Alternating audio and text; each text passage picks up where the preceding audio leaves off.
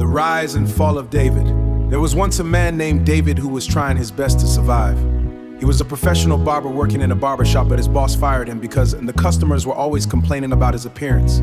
Because he lacked decent clothes and had no other choice if he wanted to eat, David started doing menial odd jobs around the neighborhood. He went to construction sites, washed clothes for people, cleaned houses to get by. One fateful morning, David saw a young student crying on her way to school with a notebook in her hand. David stopped her and asked, "What is the problem?" She replied that her teacher would flog her because she hadn't done the assignment. Wondering who could have helped the little girl complete such a difficult task with very difficult. Even I struggle with who helped you with your homework. Soon after, David met with the teacher and the principal in the school office. The principal asked him, "Young man, what is your occupation and what are your qualifications?" David answered, "I hold an NCE." The principal then asked, "Can you work for us?" Because it was much better than the domestic chores he had been doing. The next morning, David entered the classroom filled with joy and gladness. He greeted the students, introduced himself, and taught his lessons. However, during the break, a parent walked in and accused the new teacher of stealing her child's money. David tried to explain himself, saying, "Madam, I am new here. I was just employed and today is my very first day." But the woman refused to listen to anything he had to say because he was immediately arrested by police officers.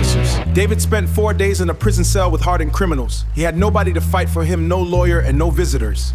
Feeling a sense of pity, she said to him, "Son of no man, can you come work at my house as domestic staff? This school cannot employ you, and due to the public embarrassment I caused you." David replied, "Mom, you are influential and powerful. There is nothing I can do but obey your wish." She offered to work for her. After many days of working for the woman, her husband arrived back home from the United States. Everyone in the household was happy and celebrated his return. One fateful day, Honorable Jackson, the husband of David's employer, was looking for a professional barber to cut his hair because of his high status and influence in the barber, or a quiet place where I can get a haircut without a crowd noticing who I am. David answered, "I can help you. I am a professional barber with 5 years of experience. Since you have all the necessary tools here at home, let it cut it for you." The man decided, "Let's give it a trial."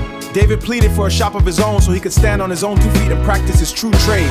Honorable Jackson set up a large modern. After the grand opening of the shop, David became incredibly popular. Everyone wanted to be his friend. Unfortunately, this sudden influx of friends led David down a dark path of womanizing and heavy drinking. Eventually, one of David's friends introduced him to a new gambling scheme in town.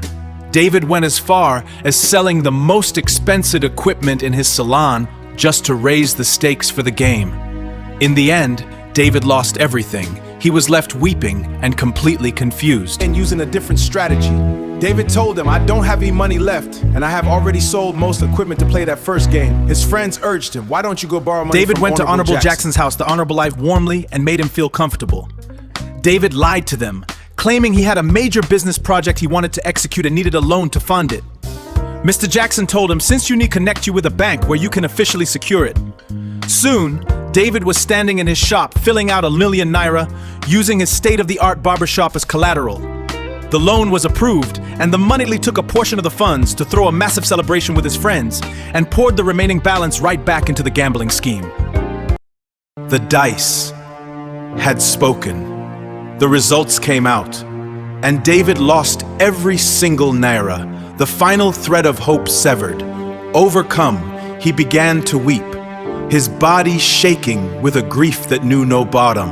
The bank took the shop, the landlord took the roof, and David went right back to square one.